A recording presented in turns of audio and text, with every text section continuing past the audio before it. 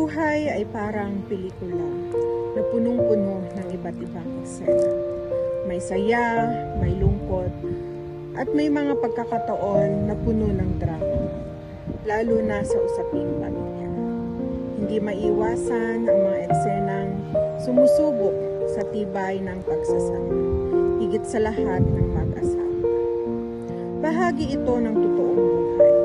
Hindi palaging masaya, may mga tampuhan, may mga pagsubok, at minsan may pag-iyakan. Ngunit sa kabila ng lahat ng eksena, dito rin nasusukat ang tunay na pagmamahalan at katatagan.